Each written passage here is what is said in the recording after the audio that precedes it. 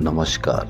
राजस्थान की तमाम फटाफट खबरों में आपका स्वागत है। राजस्थान की खबरों के लिए आपसे निवेदन कि यदि आपने राजस्थान की खबरों के लिए आपके अपने चैनल को सब्सक्राइब नहीं किया तो कृपया करके राजस्थान की खबरों के लिए आपके अपने चैनल को सब्सक्राइब कर लें।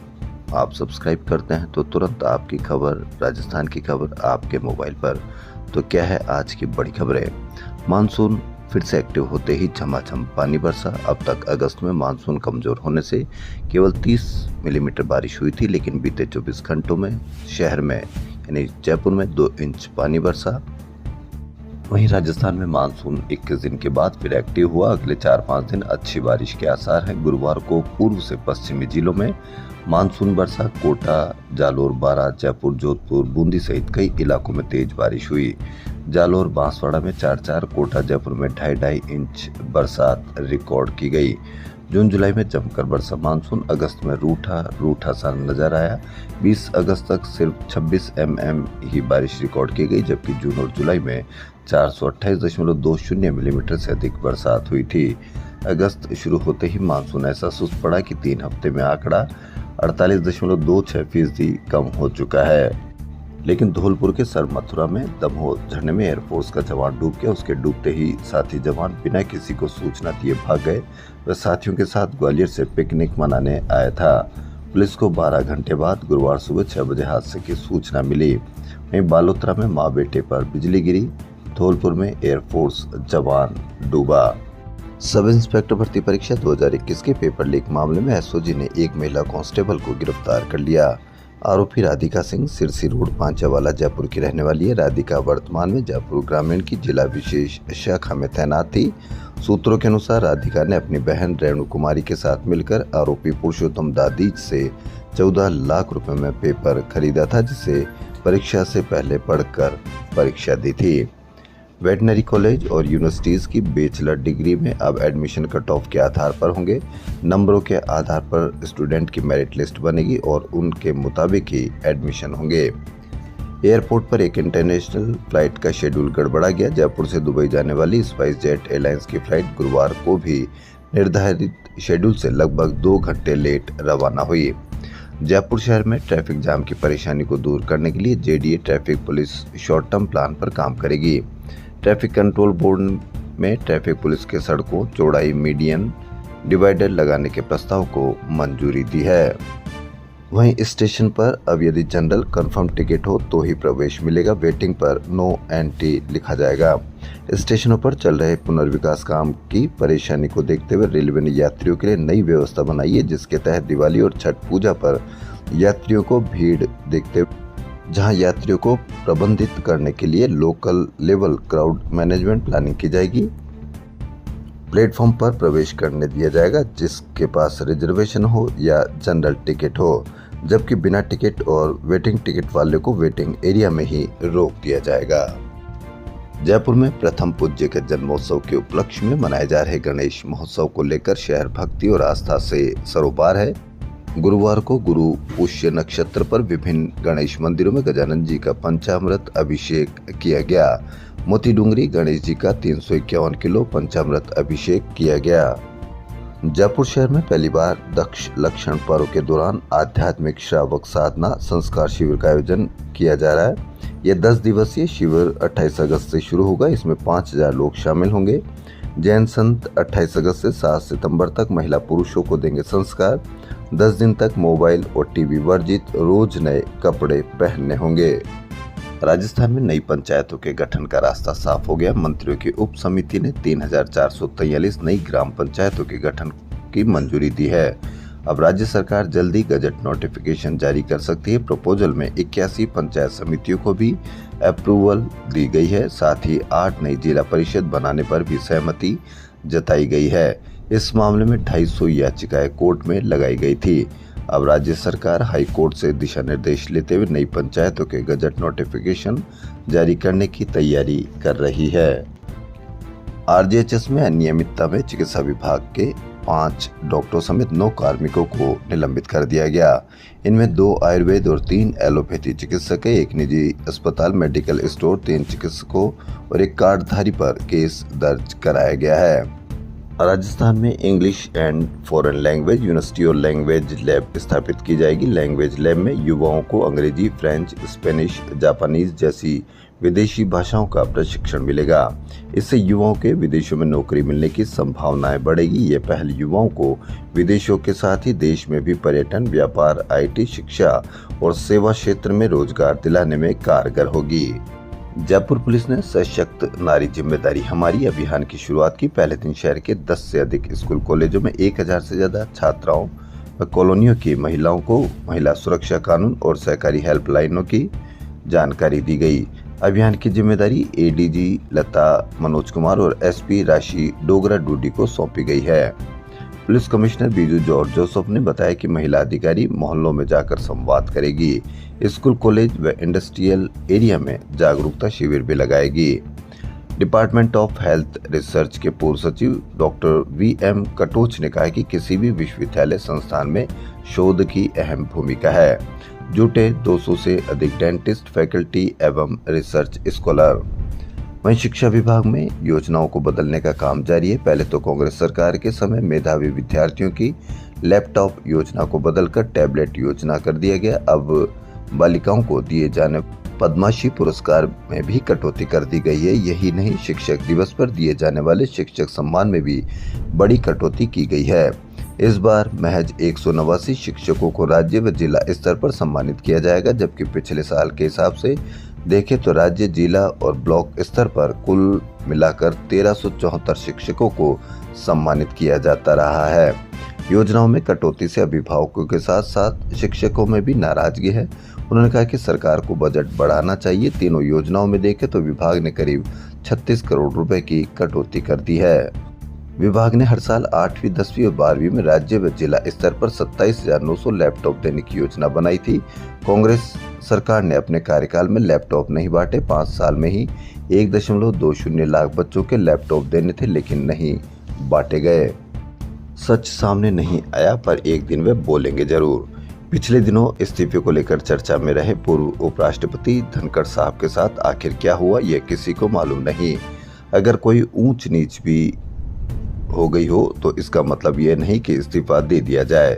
देश का मीडिया भी सच नहीं जानना चाहता, नहीं बताना चाहता है, लेकिन यह भी तय है कि धनखड़ कभी न कभी तो बोलेंगे जरूर। यह बात जर्नलिस्ट और पॉलिटिकल एनालिस्ट रशीद किदवई ने कही। उन्होंने कहा कि भारतीय राजनीति एक ऐसा सिस्टम है जिसमें कभी डल मूवमेंट नहीं आता है। हमारे देश में चुनाव पर प्रेडिक्शन किया जा सकता है, लेकिन राजनेताओं को प्रेडिक्ट नहीं किया जा सकता।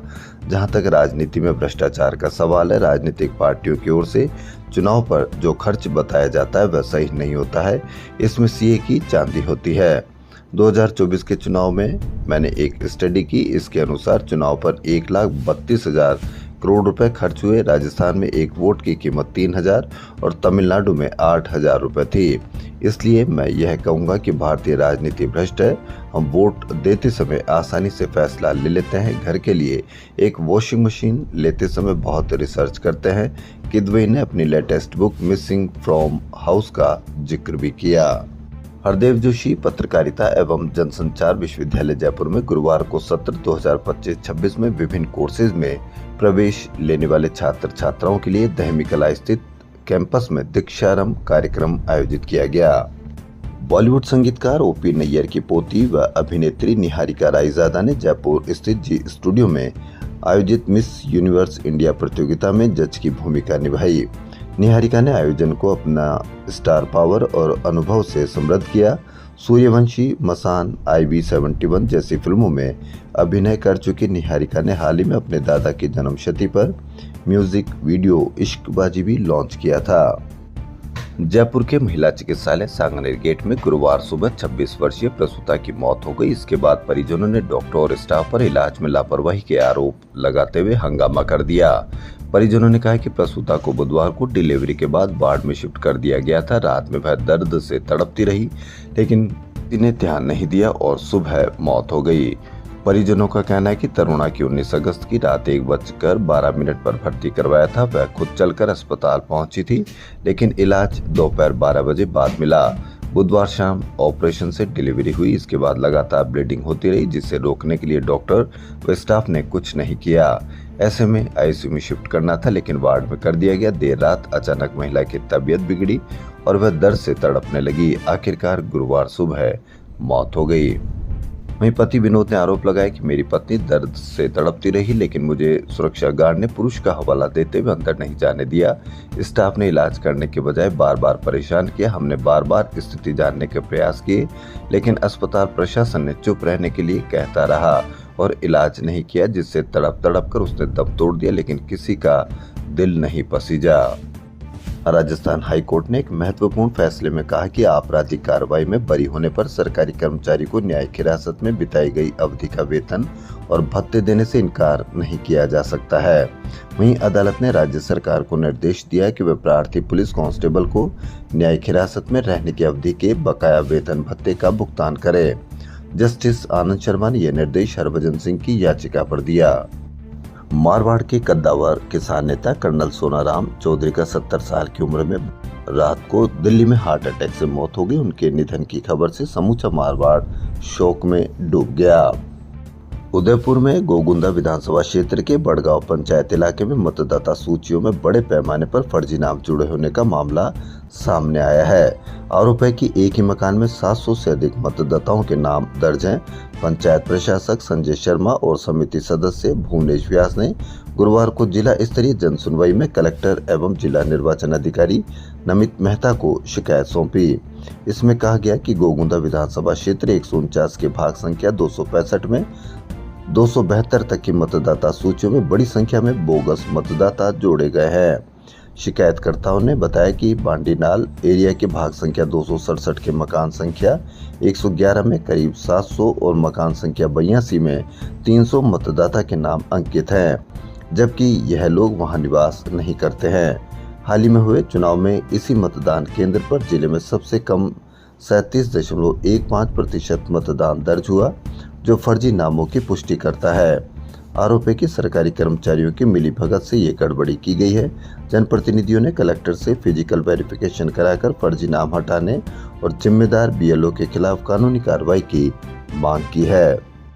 राजस्थान की अदालतों में मूलभूत सुविधाएं उपलब्ध नहीं होने पर हाईकोर्ट ने कड़ी नाराजगी जताई है। हाईकोर्ट ने कहा कि निर्देशों के बावजूद कार्य नहीं करने वाले अफसरों की सूची अगली सुनवाई पर पेश करे। उनके खिलाफ क्या एक्शन लिया जा रहा है, इससे अवगत भी करवाए। ऑल इंडिया कांग्रेस कमेटी ने अपने विभिन्न राज्यों के संगठनात्मक रूप से बनाए गए अपने विभागों के प्रमुखों की घोषणा की है। पूर्व मंत्री ममता भूपेश को राजस्थान कांग्रेस के एससी विभाग का चेयरपर्सन बनाया गया है।